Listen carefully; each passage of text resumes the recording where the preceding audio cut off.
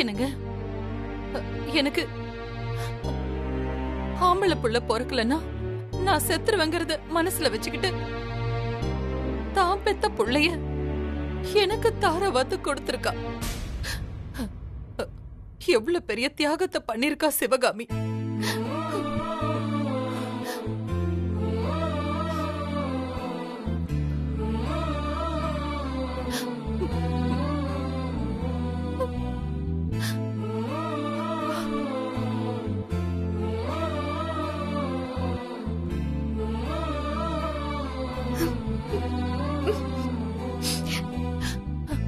என்னங்க,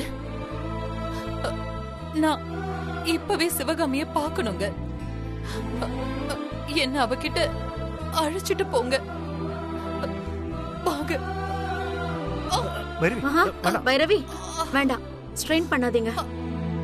மெடிசன்ஸ் எல்லாம் கொடுத்திருக்காங்க, நீங்க ரெஸ்ட் எடுங்க. அம்மா, நீங்க எழுந்திருக்க கூடாதும்மா, எல்லாம் சரியாயிடும். ப்ளீஸ்மா. பைரவி, இன்னும் கொஞ்ச நேரத்துல ரிப்போர்ட்ஸ் எல்லாம் வந்துரும்னு டாக்டர் சொன்னாங்க. அதை பார்த்துட்டு அதுக்கப்புறம் போய் சிவகாமியை பார்க்கலாம். சொன்னா கேளு பைரவி. ஏங்க, எனக்கு ஒண்ணு இல்லைங்க, நான் நல்லாதான் இருக்கேன். சிவகாமி பண்ண தியாகத்தை விட எனக்கு என் உயிர் ஒண்ணு பெருசு இல்லைங்க. அவ கால்ல விழுந்து நான் மன்னிப்பு கேட்கணும். அதுக்கப்புறம் என் உசுரே போனாலும் எனக்கு கவலை இல்லை.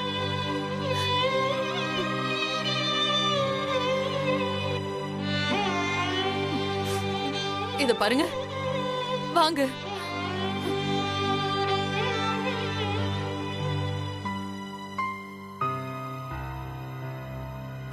ஏங்க, எதுக்குங்க யோசிக்கிறீங்க? பைரவி, பைரவி, எனக்கு நீ வேணும்மா. இப்போ நீ என்னோட உயிர், நான் உன்னை விடவே மாட்டேன். பைரவி, இப்பயாவது நம்ம பொண்ணு துளசி சொல்றத கேளுமா.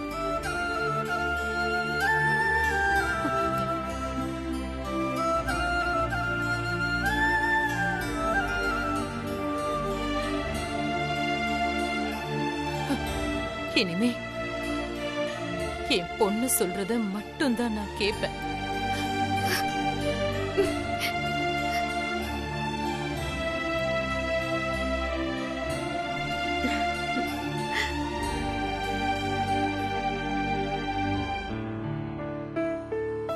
பைரவி, துளசி நம்ம பொண்ணு. அந்த உண்மையை உங்ககிட்ட சொல்லணும்னு தான் டாக்டரே நான் அங்க வர வச்சேன். ஆனா நீ எதுக்கு வெளியே போன? அதான் எனக்கு ஒண்ணுமே புரியல. இல்லங்க, டாக்டர் தான் என்ன பார்க்கணும்னு சொன்னதா ருத்ரா சொன்னான். அதான் நான் வெளியில போனேன். நான் உங்ககிட்ட பேசும்போது நான் அப்படி சொல்லவே இல்லையே.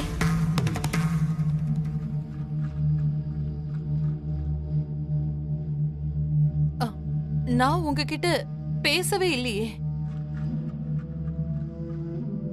பேசவே இல்லையா?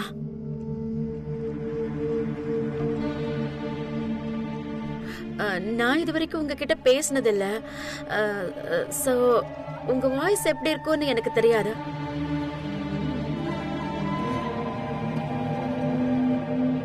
ஆனா நீங்க கொடுத்த நம்பருக்கு நான் பேசும்போது பைரவி பேசுறதா தானே சொன்னாங்க.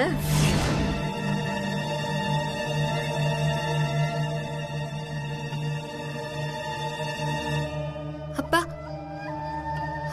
இது கண்டிப்பா அந்த ருத்ரோட வேலையா தான் இருக்கும்.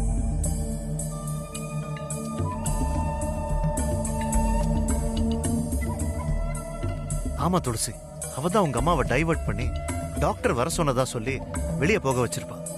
ஒருவேளை அவளே தான் காரை வச்சு உங்க அம்மாவை கொலை பண்ண ட்ரை பண்ணிருப்பா. என்னங்க, ருத்ரா அப்படியெல்லாம் பண்ண மாட்டாங்க.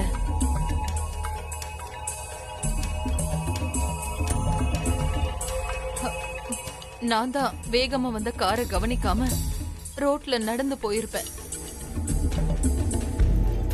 அம்மா, அந்த ருத்ரா என்னையே 2 தடவை கொலை பண்ண பார்த்தவ.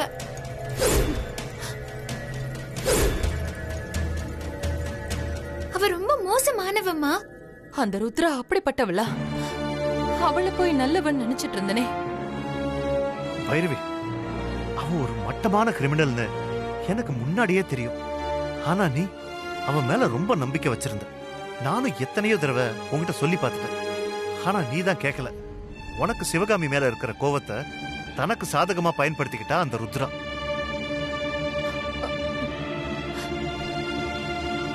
இத பாருங்க, இதெல்லாம் நான் தெரியாம பண்ண தப்புங்க. இந்த கல்யாணத்தை கூட அந்த ருத்ரா பொய் சொல்லிதான் ஏற்பாடு பண்ணிருக்கா. ஏங்க, இனிமே இது நடக்க கூடாதுங்க.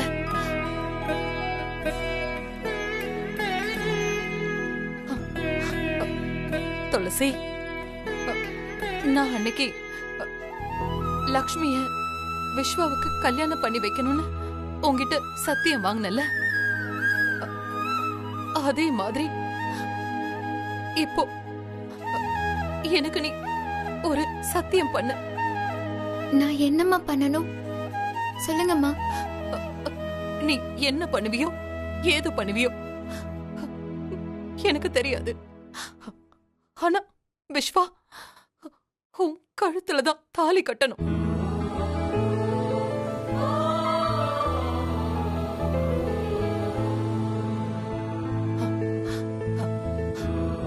அந்த ருத்ரா கிட்ட ஏன் பொண்ணு நீ தோத்துறக்கூடாது, சரியா? சத்தியம் பண்ணு.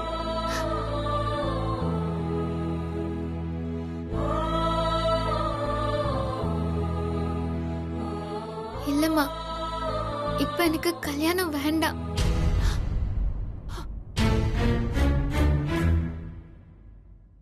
என்னம்மா துளசி, இது இது என்னோட ஆசை. அத நீ பண்ண மாட்டியா? ஏமா?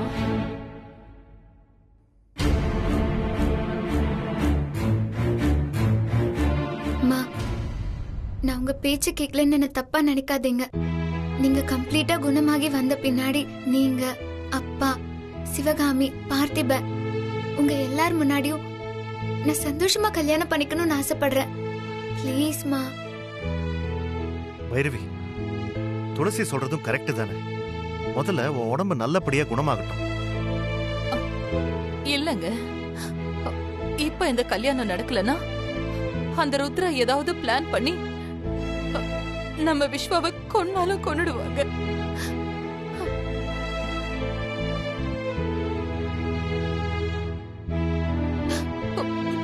அது மட்டும் இல்ல, நான் இப்ப இருக்கிற நிலைமையில கல்யாணத்தை தள்ளி போடுறது சரின்னு எனக்கு தோணலைங்க.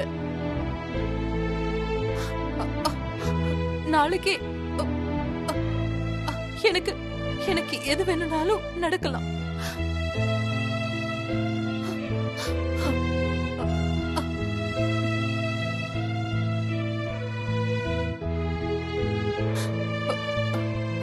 துளசி, அம்மா சொல்றத கேளுமா. இது அம்மா பிக்ஸ் பண்ண முகூர்த்தம். அதே தேதியில உனக்கும் விஸ்வாவுக்கும் கல்யாணம் நடந்தே ஆகணும்.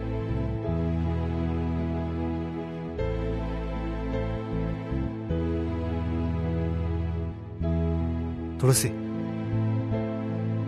அம்மா சொன்னா கரெக்டா தான் இருக்கும். நீ அவ சொல்ற மாதிரியே நடந்துக்க, சரியா? அப்பா, விஸ்வா அம்மா எங்கன்னு கேட்டா அவனுக்கு நான் என்னப்பா பதில் சொல்றது? அதான் டாக்டர் கூட இருக்காங்கல்லம்மா. அவன் ஏதாவது கேட்டான்னா சிவகாமி தான் அவனை பெத்த அம்மான்னு டாக்டரை வச்சு அவன்கிட்ட உண்மையை சொல்லிடு. நீ வீட்டுக்கு போமா. டாக்டர், நீங்களும் துளசி கூட போங்க. சிவகாமி கிட்டயும் பார்த்திபன் கிட்டயும் எல்லா விஷயத்தையும் சொல்லிடுங்க. நான் பைரவி கூட இருக்கேன். Okay sir. துளசி, போலாமா? ஒரே ஒரு நிமிஷம்.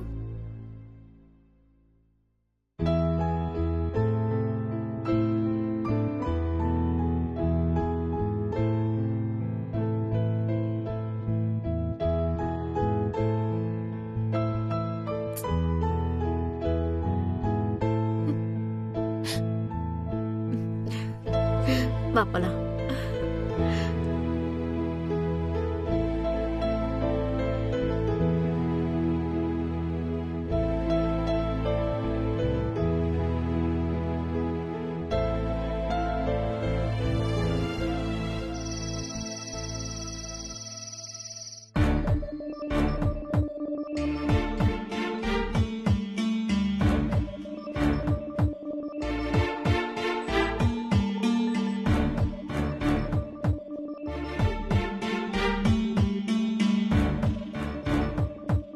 பிரியா,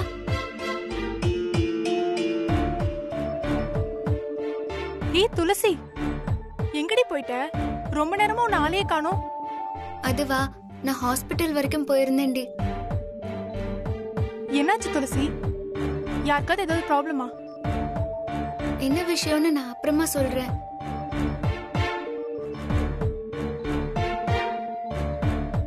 அம்மா, விஸ்வா எங்க?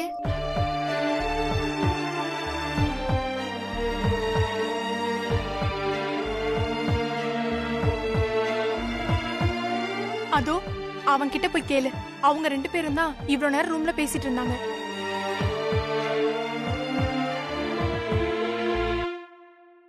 ஸ்ரீராம், என்ன துளசி? விஸ்வா எங்க? அவன் என்ன பண்றான்? அவனா? அவன் ரூம்ல ஏதோ ஒரு ஃபாரின் கிளைண்ட் கிட்ட ஜூம் மீட்டிங்ல பீட்டர் இங்கிலீஷ்ல பேசிக்கிட்டு இருக்கான். அநேகமா அந்த மீட்டிங் முடியறதுக்கு மிட் நைட் ஆயிடும்னு சொன்னான். ஏன் துளசி, ஏதாவது முக்கியமான விஷயமா? சொல்லு. அதெல்லாம் ஒண்ணும் இல்ல. அவனை டிஸ்டர்ப் பண்ண வேணாம், விட்டுரு. சரி, நீங்க யாராவது சிவகாமியையும் பார்த்திபனையும் பாத்தீங்களா? நான் ரொம்ப நேரமா அவங்க போனுக்கு ட்ரை பண்றேன். 2 பேரோட போனும் ஸ்விட்ச் ஆஃப்னே வருது.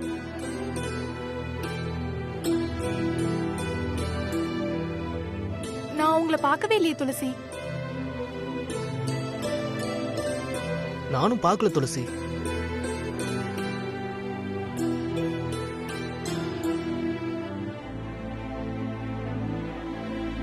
ஒருவேளை போனை சுவிட்ச் ஆஃப் பண்ணிட்டு தூங்கிருப்பாங்களோ? அப்படியே தூங்கினாலும் பார்த்திப போனை ஸ்விட்ச் ஆஃப் எல்லாம் பண்ண மாட்டாரு.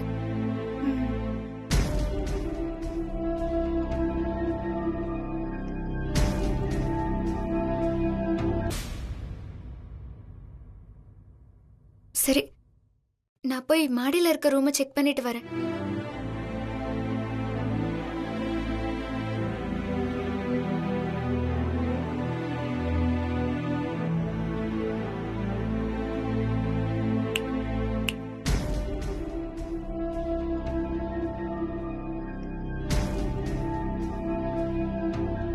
துளசி, நீ யார தேடிக்கிட்டு இருக்கியோ அவங்க இப்போ ஏன் கண்ட்ரோல்ல நல்லா தூங்கிட்டு இருக்காங்க.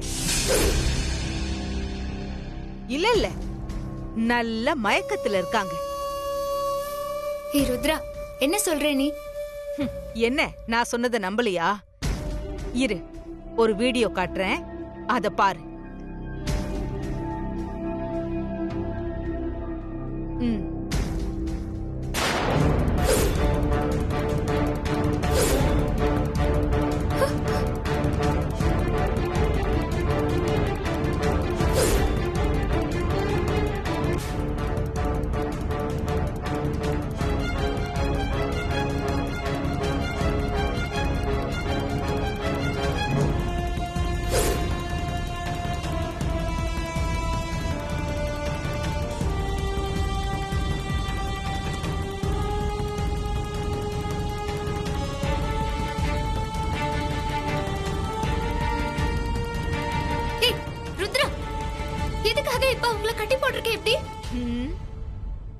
நாளைக்கு காலையில என் தங்கச்சி கழுத்துல விஸ்வா தாலி கட்டணும்.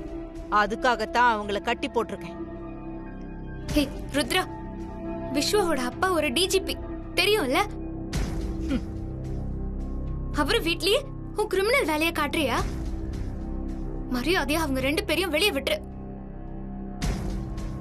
இல்லன்னா இப்பவே ராஜன் அப்பாக்கு கால் பண்ணி இங்க நடக்கிற விஷயத்த சொல்லிடுவேன். ஏய் துளசி, இந்த மிரட்டுற வேலையெல்லாம் என்கிட்ட வச்சுக்காத. நான் எல்லாத்துக்கும் துணிஞ்சுதான் இந்த காரியத்தையே பண்றேன். நீ யாருங்கிற உண்மை எனக்கு தெரியும் துளசி.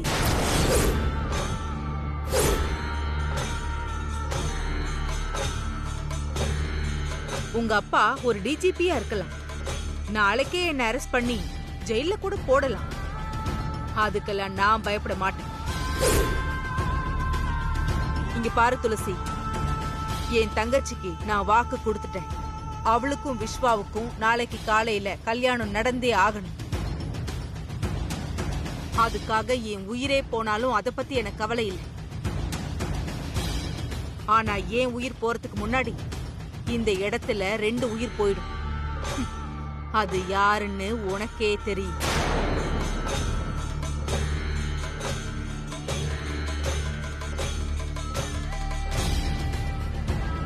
ஆமா, இப்ப ஹாஸ்பிட்டல்ல இருந்து தானே வர? எப்படி இருக்கா உங்க அம்மா பைரவி? இருக்காளா இல்ல போயிட்டாளா? என்னடி என்னையே அடிக்க கை ஓங்குற?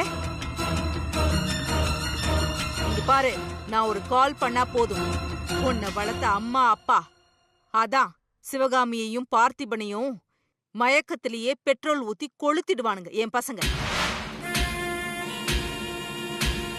என்ன கால் பண்ணவா? ஹே ருத்ரா, என் அம்மா உன்னை ரொம்ப நம்பினாங்க. நீ அவங்களுக்கே துரோகம் பண்ற. இதெல்லாம் நல்லா இல்ல. இதுக்கெல்லாம் நீ பின்னாடி ரொம்ப வருத்தப்படுவ. ஏய், எனக்கு நீ ஒன்னும் அட்வைஸ் பண்ண வேண்டாம். நான் நினைச்ச காரியத்தை முடிச்சு காட்டியே தீருவேன். நாளைக்கு காலையில என் தங்கச்சி கழுத்துல விஸ்வா தாலி கட்டின அடுத்த செகண்டே நானே போலீஸ்ல சரண்டர் ஆயிடுவேன். நான் தான் கிரிமினல், ஆனா என் தங்கச்சி நல்லவன்னு விஸ்வா கிட்ட சொல்லுவேன். தாலி கட்டின பிறகு என் தங்கச்சிக்கு அவன் வாழ்க்கை கொடுத்துதானே ஆகணும்.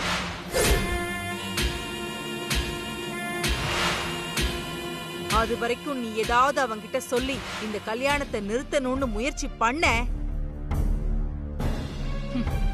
அப்புறம் அவங்க பொணத்தை எரிக்க கூட உன்னால முடியாது. வெறும் சாம்பல் மட்டும்தான் உனக்கு வரும். பார்த்து நடந்துக்கோ.